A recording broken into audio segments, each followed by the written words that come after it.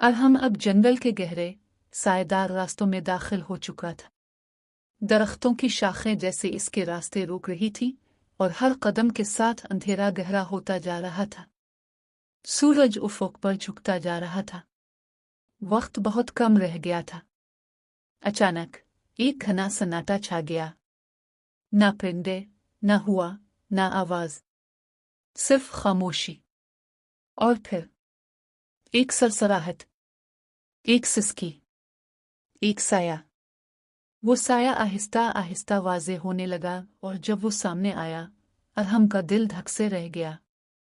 वो अरहम खुद था, लेकिन इसका दूसरा रूप कमज़ोर, खौफज़दा और माजी के जख्मों से चूर। मुझे वापस जा लेने दो, वो साया बोला। ये तुम्हारा रास्ता नहीं। तुम नाकाम हो जाओगे और हमेशा के लिए कैद हो जाओगे। अरहम ने आंखें बंद की। इसे अपने अंदर के खौफ, नाकामी और कमजोरी का सामना करना पड़ रहा था। मगर फिर इसे दरवेश की आवाज याद आई। प्री की उम्मीद भरी आंखें याद आईं। और वो ख्वाब जिसने इसे पुकारा था। इसकी गूंज एक बार फिर सुनाई दी। हमें तुम्हारी जरूरत है। अरहम ने गहरी सांस ली। इसने अपने ही साए को देखा और नरमी से कहा, मैं तुम्हें तस्लीम करता हूं। तुम मेरा डर हो, लेकिन मैं तुमसे नहीं डरता।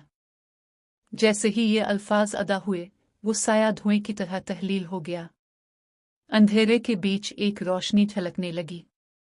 एक चमकता हुआ, दिल की शक्ल का एटम। दिल सहर। अरहम ने हाथ बढ़ाया और उसे थाम लिया। जैसे ही इसने दिल सहर को छुआ, पूरे जंगल में रोशनी फैल गई। दरख्त हरे भरे हो गए, परियों के पर चमकने लगे, जादू वापस आ गया। एक लतीफ खुशबू फिजा में घुल गई। लेकिन वक्त बहुत कम रह गया था।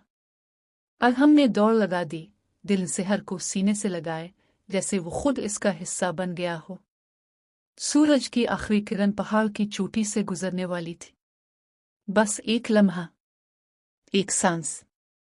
और जैसे ही वो जंगल की हद पार करके रोशनी में आया, सूरज गुरूब हुआ। खामोशी छा गई। अगली सुबह अरहम अपनी बिस्तर पर आंखें खोलता है। पसीने में शराबूर, सांस फूली हुई। लेकिन कुछ मुख्तलिफ था। इसके कमरे में एक नन्ही सी रोशनी तीर रही थी, दिल सहर की किरण। ख्वाब खत्म हो चुका था, लेकिन इसका असर हमेशा के लिए इसकी रूह का हिस्सा बन चुका था। इख्तिताम। अरहम ने न सिर्फ जंगल का जादू बचाया, बल्कि खुद को भी। अपने खौफ का सामना करके उसने खुद को आज़ाद किया।